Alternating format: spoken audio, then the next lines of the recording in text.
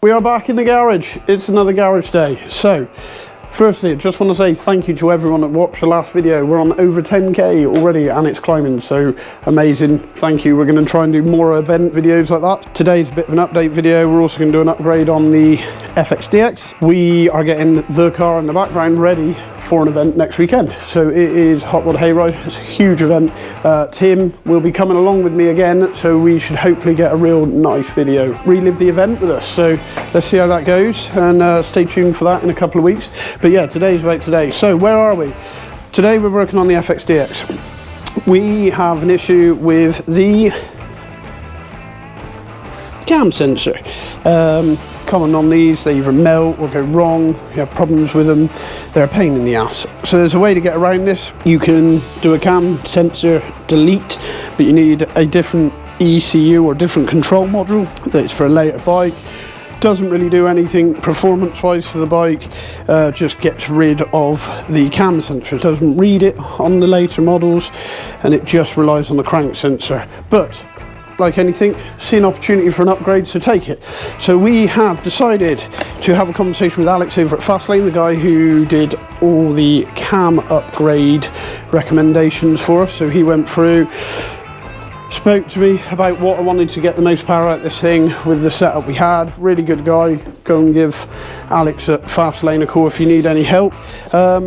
And we've gone for the Daytona Twin Tec control module. So this essentially is your ECU, but this one's a little bit trick. So we've got a reason to upgrade, we're going to do it. So this here allows you to set all your advanced timing curves, all your rev limiter, and some other little trick bits and bobs, but this does not read the cam sensor.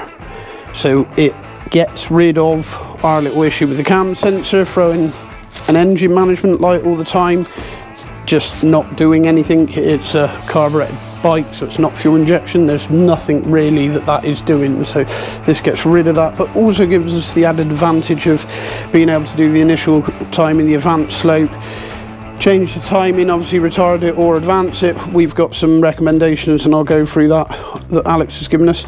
Some new spark plugs because we're changing the ignition unit, so let's start afresh. Yeah, so that is the bike, but firstly let's give you an update on where we are with the 32.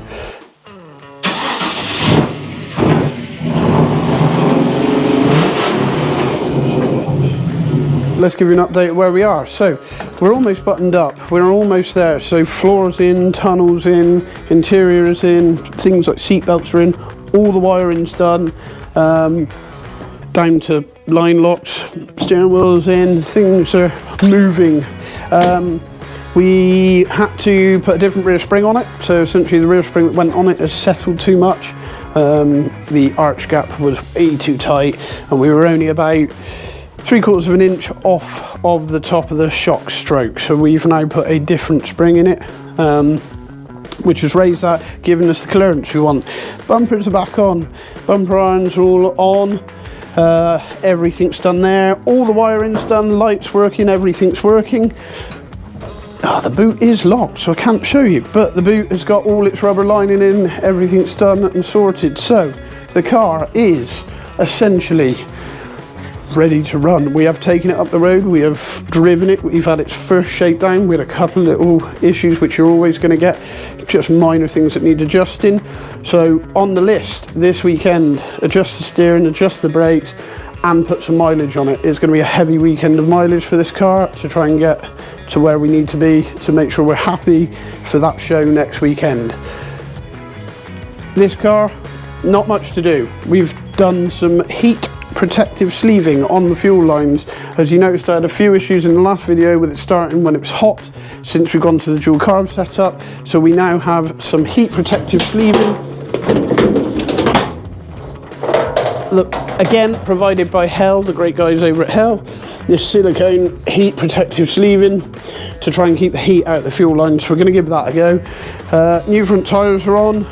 Alignment should be done this weekend, and we're ready to rock as well. So yeah, let's get on with the bike, shall we? First things first, we're going to pull the seat off, pull the battery, the fuse box off, ignition coil off to gain access to this. Then we're going to pull the wiring diagram, which I've got out, which will give us the pin out for what we're removing. Cam sensor here, this red and white, black and white, and green and white cables we're going to be tracing back to the plug that plugs into this module, depinning them from the plug, and then putting them in some heat shrink so they're not used. That is the first move. And we'll change the plugs on the engine, then we'll get things set up to the settings that have been recommended for our engine build and give it a try. So let's get the seat off. So I'm going to pop you over here so we can have a look real time doing it with me. So this is a fairly easy install by the looks of it. Look through the instructions, see what needs to be done. All looks fairly manageable for your average motorcycle enthusiast. Let's put this somewhere safe. Whilst we're on the subject of the bike, done a couple of trips recently, done a camping trip with a couple of guys over in North Devon, and then done a 5-day ride around Cornwall with a pillion, and it went amazingly well. Bags performed amazing, no buffeting, no worries on those, so I was really pleased. Was able to pack everything I needed in them, all the camping gear went in them, as well as all clothes and stuff for the week. Bike performed amazing, shock upgrade, life changer. They made it very, very, very manageable, the trip, so that was good. Yeah, just really, really, really surprised. A lot of people say you need something like a road glide, go and do loads and loads of miles on these bikes. Not the case. It rode really well, so really happy with that. Really pleased with the build. Really pleased with the bike itself. So in Allen key to undo the two coils, just going to pull the spark plug leads off. So Allen key, undo the two Allen keys on the coil. We're essentially trying to remove this to get to where the control module is housed.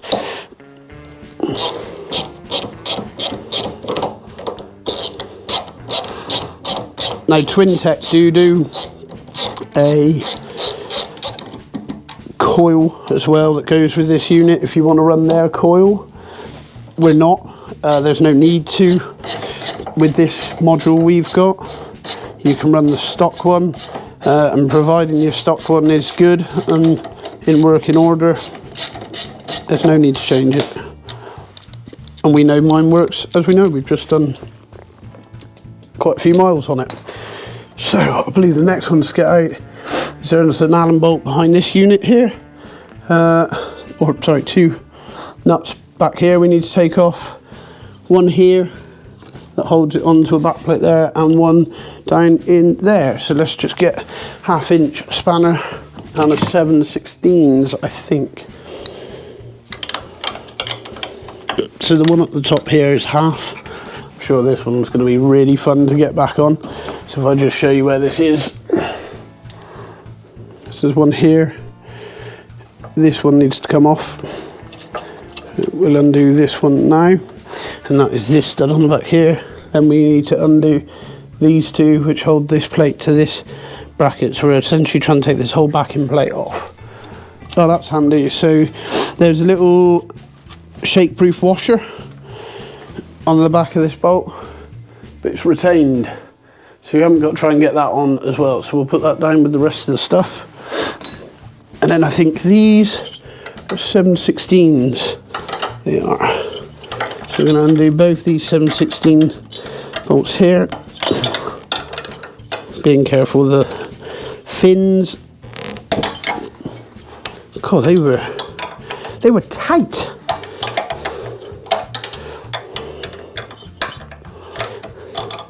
I'd be surprised if this has ever been apart in the lifetime of this bike. Probably not. Until we get it apart and find out it's already got Twin Tec on it, which would be hilarious. But that's not the case, because we know the cam and I can see the stock one.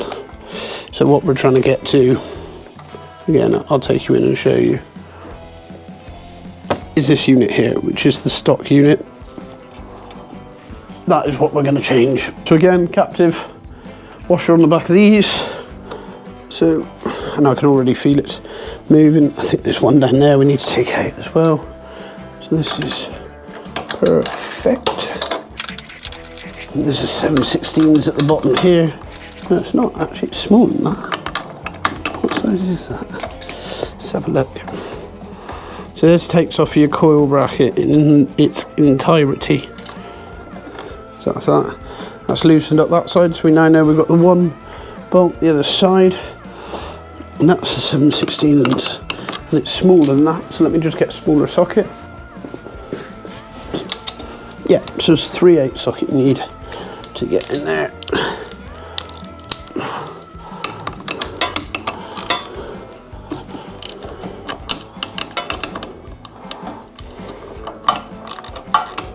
And that's this unit now, you can see is loose. Now what I will do is just grab a cloth to put on the primary, because we don't want to drop this onto the primary. It's in pretty good condition, this one. No chips and damage, so don't want to drop this on it. And then we just need to pull this out and lay it down enough to be able to get to what we're getting to. So that's that. That is now out of the way. Perfect. So this is the unit we're taking off here. This is where we need to get to. So we're going to pull these plugs out, wiggle them out. Apparently they can be a little bit difficult to get off potentially, but we'll do our best to get them off. Then we will undo these two bolts, take the unit itself off, but first we need to de-pin from the grey plug the pins that are in the instructions to de-pin for the cam sensor. So let's get on with that and get that off and cue a time lapse.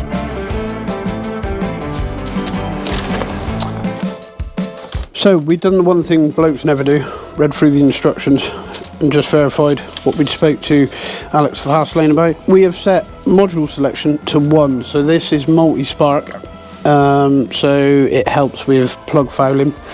So it's recommended to run that, so we've done that. The initial time we've set a 5, which they recommend for stock-ish engines, and they recommend 5 for a stock engine for the advanced slope, for a engine running 87 octane. So we run above that anyway. So they say anything from mildly modified running on 92 or high octane, set this 7. I've gone somewhere in the middle, I've gone for 6, and I've set the rev limiter at 5.7. So this first one is your 1000, so it's 5,700 RPM as a rev limiter.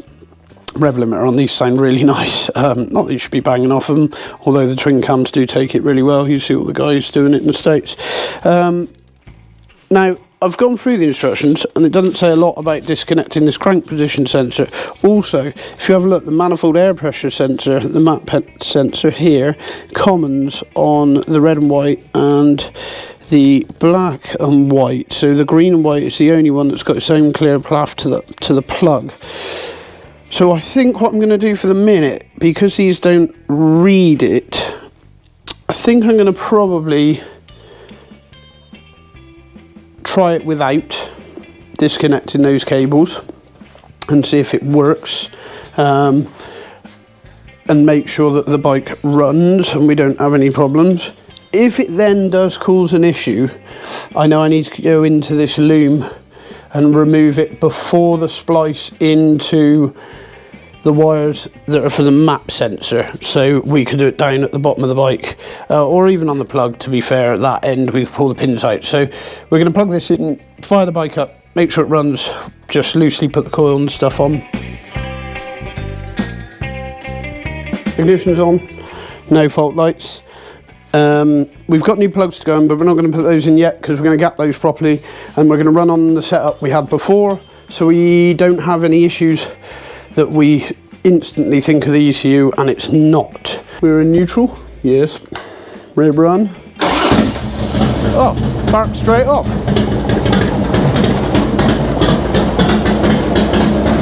Sounds really good.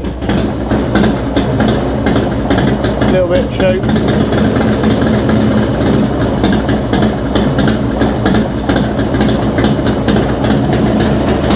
No issues there.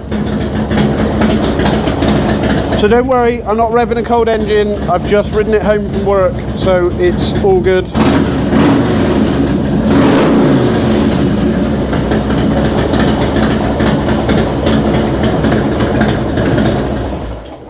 Well, it sounds way crisper than it did before, so maybe the tune that's in that is doing something for the bike already. So let's get the plugs changed over. Look at that. The awesome power from the exhaust has decided to blow heat shrink all over the garage off the shelf up there, so that was fantastic. Let's get everything buttoned back up and bolted back on. Get the new plugs in, gap those correctly, we'll go through that, make sure they're at the right gapping. Bolt the seat back on, bolt everything back on, and we'll go and give it a test. Luckily, tonight there is a bike night at my local Harley Davidson dealership, Plymouth Harley Davidson. So we're going to take the bike down there tonight, take it for a ride. I'll actually get some onboard footage this time, so I've finally got a chin mount for the helmet, so you can come along with me for the ride. We'll go and see what's down there, but we can also give this a good run and test everything's okay. Let's get it buttoned back up. Few minutes later. It's all in, all done, all sorted, all buttoned back up. Really, really straightforward install, really. The fact that now you don't need to de-pin that, and I will confirm that as the night goes on. If we get no issues, no engine management lights coming up, we know you don't need to de-pin the cam sensor, which makes this really easy, plug and play. Modification wise, so you know whether my settings work, we've got a set of Andrews N21 conversion cams, fueling cam chest plate, some hydraulic tensioners, those bits and bobs, Screaming Eagle adjustable push rods, like a R&S Big Sucker air cleaner under there, and the SPB Fab exhaust. So nothing too major, a few nice bits. Pulls really well, the bike, so it'll be interesting to see whether it pulls even better now with this ECU, which it should do. We've now been able to play with the advanced curve, so like I said, 5 on the initial, 6 on the advanced, so let's see what that does for us. We're gonna make sure we don't get any spark knock, any noises you'll hear like a knocking noise on top of the engine. If you're getting spark knock at low RPM when it's chugging or working, if it is, then we'll turn those settings down a little bit and try those. So next thing, plugs. We're gonna put some new plugs in this. Fairly straightforward, everyone should know how to do plugs. So we've got the NGK equivalent of stock, which I really like, so we're going to pull these out, and they recommend between 39 I think it is and 41, so we're going to split the difference and we're going to go 40 thou on this. We're going to check these on the gapping, and actually they're spot on. So let's check the other one.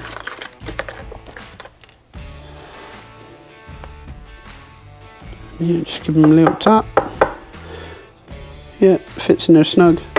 Perfect. So they're gapped. So we're going to come over here. We're going to whip the old plugs out. I am going to try something. So I carry a little toolkit in the bike, as I'm sure most people do, or carry something with them so they've got some form of get themselves out the crap tools. I've got a little spark plug socket and bits and bobs in here, so I just want to try that because I've not used it yet, and I want to make sure I can actually undo the plugs with the little setup I've got and make sure I can get in there. So that's the next thing we're going to do, is use the bits that I've got in the toolkit. So let's just pop these in here. So I run a little tiny spark plug, 16mm, and a little wearer. Oh, which first problem doesn't actually fit in. So, oh, there you go then. So now I've found an issue already. So that's probably a good thing we've tried this. So let me get the right sockets. New plan. so that I can still run with the same kit I carry in my bag. What I'm actually going to do is going to try and do it with the socket, the adapter, and an adjustable. It's just always handy to try out everything you're going to take with you. Oh yeah, and does it easy. That's fine then. So this works. It's always good to try out the stuff you can take on the road with you, I suppose, because you don't want to be caught short. Oh, that's so easy. Oh, don't know what I was worried about. So we're going to whip these out, see what these look like. Now these are genuine Harley Davidson plugs, so they're the right temperature range. But these NGKs are an exact copy. Always good to just quickly check them for length and stuff to make sure they're no longer, because you wouldn't want them hitting a valve or something stupid like that. So we'll just make sure you're not worried about the back of the plug necessarily, you're worried about the mating surface to the end of the tip. And these look right. Yes, they are. So we're going to put these in. I'm going to keep one of these. It's always good to have a spare plug, so I'll just throw that in my tool bag as well. If anyone's interested in what I carry in my tool bag, we can go for it at some point. But basically I've got a Torx bit for most things on the bike, a couple of or an adjustable spanner big enough to do the rear wheel nut, Allen keys, little socket, little wrench, spare spark plug lead. Only need to carry one, the longer one of the two, some cable ties, tape, torch, and oddly a little square of aluminium. Now that, believe it or not, is really handy. So if you're parking on grass or not particularly sturdy surface, so gravel, you can put that under your kickstand and it stops the bike from falling over. So yeah, it's a handy little thing I normally carry. So if we wind these plugs in, just get them in. In fact, what I am going to do before I wind them in, just going to put a little tiny smear of copper grease on them, just on the threads, a bit of anti-seize, just to make sure you don't have any issues in the future. Nothing major. I'm not lathering them in it, just a little tiny little smear on there, just to run around the threads.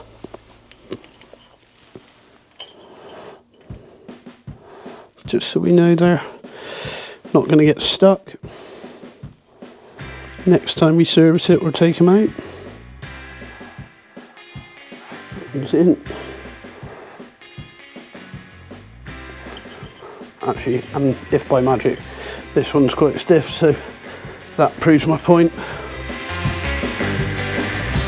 When you wash the bike, you get water in around the spark plug and they can kind of get a bit crappy, so it's nice to just have a tiny bit of anti-seize on the thread. You don't want it going down into the cinder, so not much, just a tiny bit near the top end.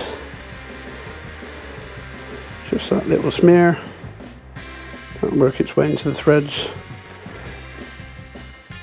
Wind these in and use our little setup just to make sure it works for doing up as well as undoing. It's on there. Make sure I can get a nice couple of winds on it. Seat it down. You don't need to wrench on the spark plugs, you want them to seat and be in the cylinder properly, but it's not a fastening for the side of a ship. It needs to just be snug down. You don't want it leaking in the cylinder, but at the same time you don't want to strip the thread in the aluminium head. You're going to nip them up. You'll kind of know. You'll get a feel. There you go. It's in. Done. So we'll pop plug leads on, because we've made that mistake before. We'll fire it up again, make sure it starts,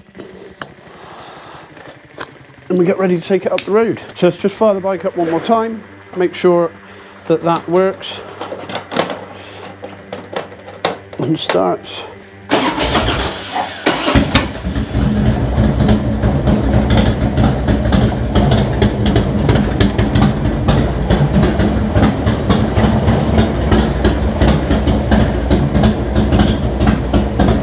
Tiny bit of choke, which is still a bit cold.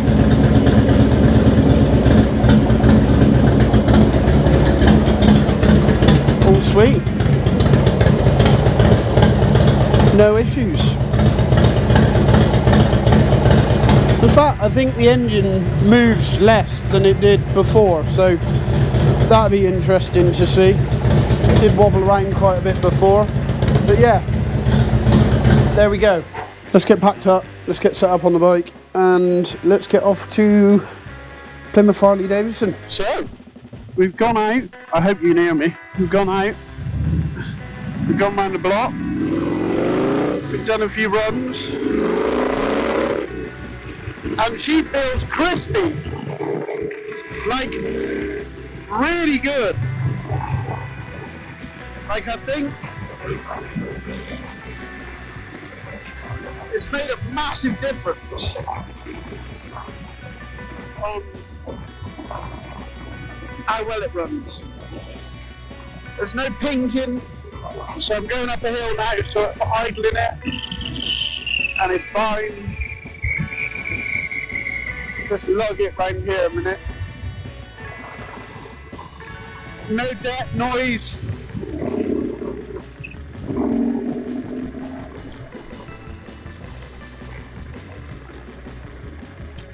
Woo! She is on it. Yeah, definitely feels better.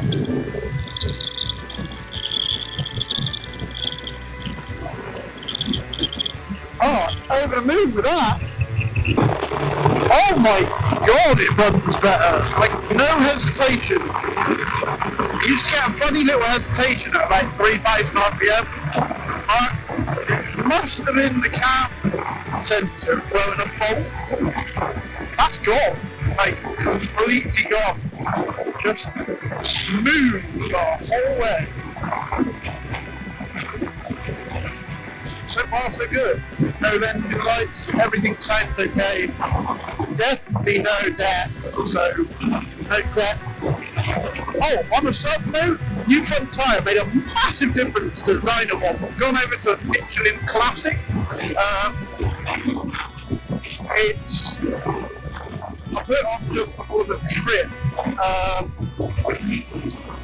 And it's been amazing. So I used to not be able to take my hands off the bars because they'd wobble around. It was the front tyre the whole way. As you can see now, routing.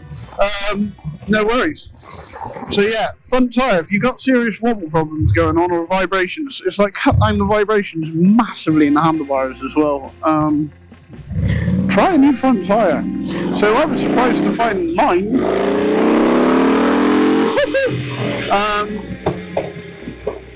Oh, D-cell pop. Mine was like 16 years old. So she was a little dry. So yeah, new Michelin on there. Been absolutely mint. So let's get some fuel and then continue. So for all of you Americans that get really nice weather and good drag strips, we have got one advantage. 99 octane fuel. Yes, 99 octane. That's a few points higher than your 80 odd octane stuff. It means I can run a bit more advanced, which is nice. And it's burns really clean, so that's 1 point to the UK on fuel, that's for sure, or gas. But that's about all we got going for us. Although weather's not too bad tonight, which is nice. So let's make our way to Plymouth.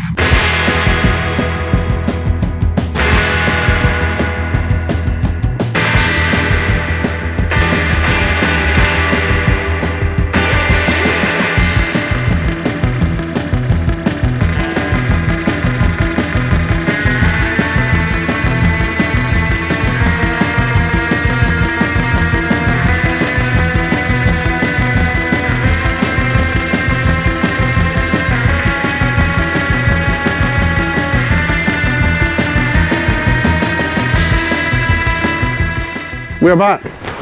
Some helmet hair going on. What can I say? How did it do? Really well, and I mean really well. It performed amazingly. I kind of frustrated I didn't do it sooner, and it's taken for me to have a problem with the cam sensor to do it, but yeah, I can recommend it to anyone. The bike, as you saw, performs so much better. Not that it's a necessary, but it's got such a cool limiter sound. It goes so much just crisp. The response is crisper, so I think advancing the timing has helped a bit. Oh look, hello, what do you think of it, Dash? What do you think of it? Is it good? Is it a thumbs up from you? Thumbs up from you, I think. And Bo obviously likes it as well, so they seem pretty happy with it. Yeah, all in all, good turnout, and I would recommend it to anyone. I really would. She just rode really crisp, really sweet, and I think it's a worthwhile investment for the relatively small amount of money compared to most modifications on these things. Anyway, that's the bike saga dealt with. As I said, big weekend on the car this weekend, so video of that coming shortly. We will be out in this tomorrow, testing it, taking it up the road, making sure it runs, and we have pretty much ticked the build list off. The build list is complete. Everything is done apart from the last few things on here which we've got to do, and it's ready to go. So on that note, I'll leave you to it, and please like and please subscribe, because after the last video, the more of it you do, the more of it we can do for you. So yeah, thanks very much. Cheers.